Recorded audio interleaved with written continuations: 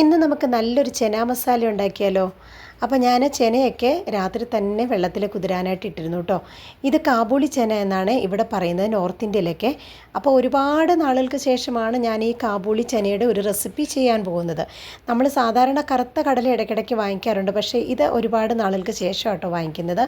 അപ്പോൾ ഇതിൻ്റെ ഒരു മസാല തയ്യാറാക്കാനായിട്ട് നമുക്ക് മിക്സിയിലിട്ട് കുറച്ച് അരപ്പ് ഉണ്ടാക്കണം. അതിന് വേണ്ടിയിട്ട് ഞാനിവിടെ കുറച്ച് ജീരകവും ഹോൾ സ്പൈസസും അതുപോലെ ഇഞ്ചി വെളുത്തുള്ളിയും പച്ചമുളകും കുറച്ച് തക്കാളിയും സവോളയും ഒക്കെ എടുത്ത് വെച്ചിട്ടുണ്ട്.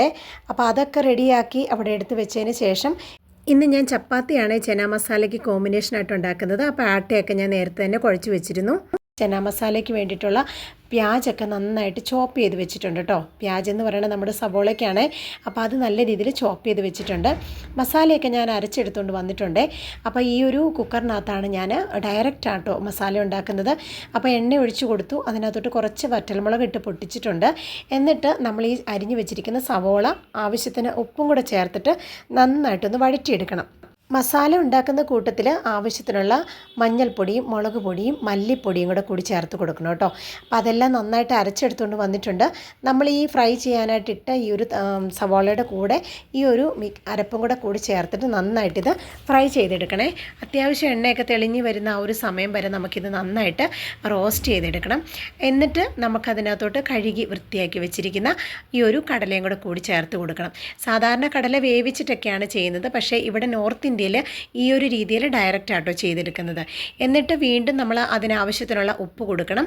എന്നിട്ട് ഈ ഒരു മസാലയ്ക്കകത്തിട്ട് നമുക്ക് ഒരു 5 അല്ലെങ്കിൽ 10 മിനിറ്റോളം നമുക്ക് ഇതേ രീതിയിൽ ഇളക്കി ഇത് യോജിപ്പിച്ചെടുക്കണം.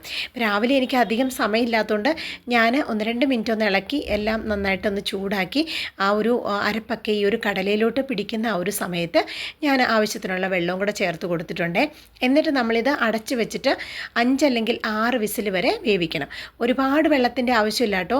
ആ ഒരു കടലയും മസാലയും ഒക്കെ നികന്ന് കിടക്കാൻ പാകത്തിനുള്ള ആ ഒരു രീതിയിൽ വെള്ളം ഒഴിച്ചു കൊടുത്താൽ മതിയേ. ഇപ്പോൾ അതേ കണ്ടോ, അത് 6 വിസിലടിച്ചതിന് ശേഷം ഞാൻ നിർത്തിവെച്ചു. നല്ല കുറുകുറാന്നിരിക്കുന്ന ചെന മസാല ഇവിടെ റെഡി ആയിട്ടുണ്ട് കേട്ടോ.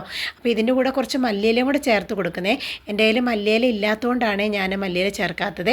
ചപ്പാത്തിയുടെയും പൊറോട്ടയുടെയും കൂടെ അടിപൊളി ഒരു കോമ്പിനേഷനാണ്. അപ്പോൾ എല്ലാവരും ഒന്ന് തയ്യാറാക്കി നോക്കണം കേട്ടോ.